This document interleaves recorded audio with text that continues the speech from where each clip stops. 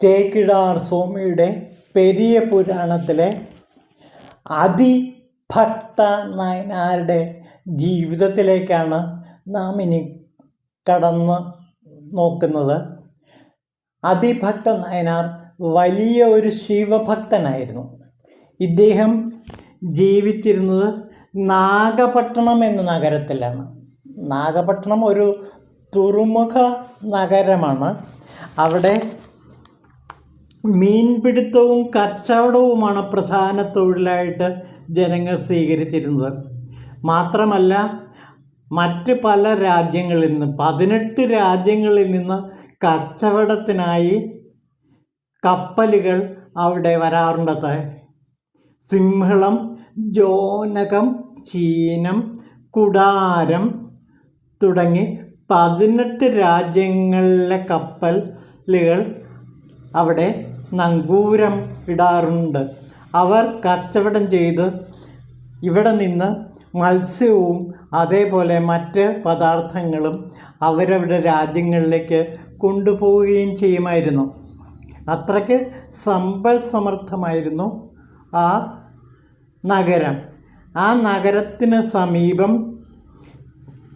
മുക്കുകാർ വസിച്ചിരുന്ന നുളൈപ്പാടി എന്ന് പറഞ്ഞൊരു സ്ഥലമുണ്ടായിരുന്നു. ആ നുളൈപ്പാടി സ്ഥലത്തിലെ വളരെ പ്രധാനപ്പെട്ട ഒരു പ്രമുഖനായിരുന്നു അതിഭക്തൻ എന്ന ശിവഭക്തൻ. ഇദ്ദേഹത്തിൻ്റെ പേര് അതിഭക്തൻ ആയിരുന്നില്ല. ഇദ്ദേഹം ശിവനോട് അങ്ങേയറ്റം ഭക്തി പ്രകടിപ്പിച്ചുകൊണ്ട് ജനങ്ങൾ അദ്ദേഹത്തെ അതിഭക്തൻ എന്ന് വിളിച്ചു പോന്നു. അങ്ങനെ വിളിക്കാനൊരു കാരണവുമുണ്ട്. ഇദ്ദേഹത്തിൻ്റെ ശിവഭക്തി വളരെ പ്രാധാന്യമുള്ളതായിരുന്നു. അതായത് ഇദ്ദേഹം എല്ലാ ദിവസവും കടലിൽ പോയി മീൻ പിടിക്കുമായിരുന്നു. എന്നിട്ട് മീൻ പിടിച്ചു കൊണ്ടുവന്ന് അതിലെ ഏറ്റവും വലിയ മീനിനെ അദ്ദേഹം തൻ്റെ നൃത്തം ചെയ്യുന്ന ദേവനായ നടരാജന് സമർപ്പിക്കുന്നു എന്ന് പറഞ്ഞുകൊണ്ട് അതിനെ കടലിലേക്ക് തന്നെ വിടും. എല്ലാ ദിവസവും അദ്ദേഹം കടലിൽ നിന്ന് മീൻ കൂമ്പാരവുമായി വരുമ്പോൾ അതിലെ ഏറ്റവും വലിയ മീനിനെ ഇതേപോലെ തന്നെ നടരാജന് സമർപ്പിക്കുന്നു എന്ന് പറഞ്ഞുകൊണ്ട് കടലിലേക്ക് തന്നെ അതിനെ തിരിച്ചു വിടും. ഇത് പതിവായി ചെയ്തുകൊണ്ടേയിരുന്നു.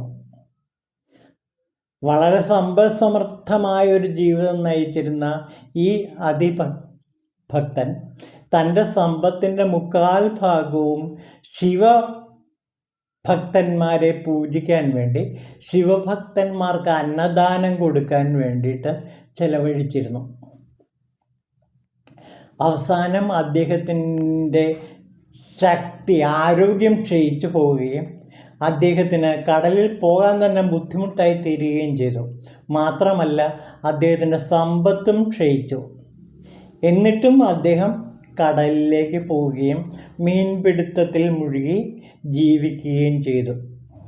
പല ദിവസവും അദ്ദേഹത്തിന് ഒരു മീനിനെ മാത്രമേ കിട്ടാറുള്ളൂ.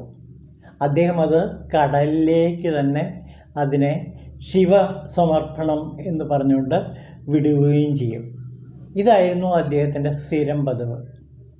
അങ്ങനെ ഒരു ദിവസം അദ്ദേഹത്തിൻ്റെ വലയിൽ ഒരു വലിയ മീൻ കുടുങ്ങി.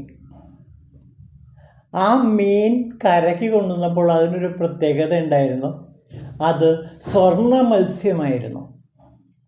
നിറയെ രത്നങ്ങൾ പോലെയുള്ള ചിതമ്പലുകൾ നിറഞ്ഞ വലിയൊരു സ്വർണ്ണ മത്സ്യം.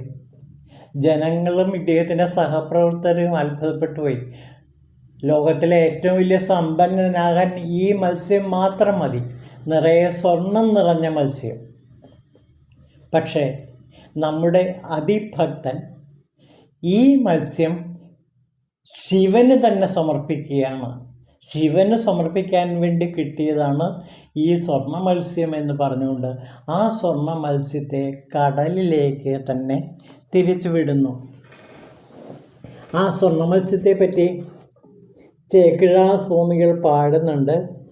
ആനനാളൊൻപിൽ അവരു മീനു മങ്കൊഴുത്തു നിറപ്പച്ചുങ്കനക നർച്ചുട നവമണിയാൽ മീനുറപ്പുറ அமைந்துலங்கடங்கலும் விளையாம் பான்மை അർപ്പുതപ്പടിയതൊன்றுം അവരിലെ പെടുത്താർ.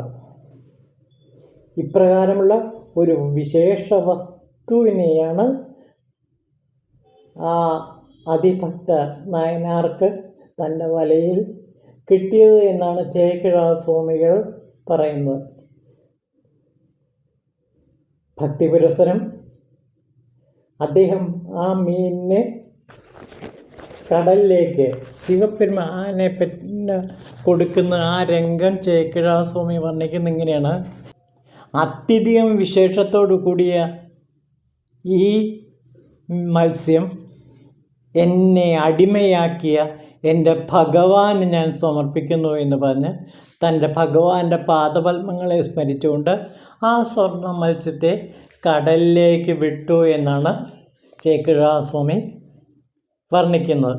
വിശന്നു പൊരിഞ്ഞിട്ടും ലോകം മുഴുവൻ ആശിക്കുന്ന വസ്തു ആയ കാഞ്ചനം ലഭിച്ചിട്ടും ഒരു വിട്ടുവീഴ്ചയുമില്ലാതെ തൻ്റെ വ്രതത്തിൽ ഉറച്ചു നിന്ന ആ ഉത്തമ ഭക്തൻ്റെ ശിരസിൽ ദേവന്മാർ പുഷ്പങ്ങൾ വർഷിച്ചു. ദേവവാദ്യങ്ങൾ ഉച്ചത്തിൽ മുഴങ്ങി. അത്ഭുതപരതന്ത്രനായി നിന്ന ആ ഭക്തന് മുന്നിൽ ആകാശത്ത് വൃഷഭാരൂഢനായി ഭഗവാൻ പ്രത്യക്ഷപ്പെട്ടു. ശിരസിനു മുകളിൽ ഉയർത്തിപ്പിടിച്ച തൊഴുകൈയോടെ നിൽക്കുന്ന ഭക്തനെ നീലകണ്ഠത്തോടു കൂടിയ ഭഗവാൻ തൻ്റെ ഗണങ്ങളുടെ മുഖ്യനാക്കി ശിവലോകത്തിലേക്ക് കൊണ്ടുപോയി എന്നാണ് ചേക്കിഴാർ സ്വാമികൾ ഈ അതിഭക്ത നയനാരുടെ കഥയിൽ വിവരിക്കുന്നത്. ഓം ശിവായ നമഃ.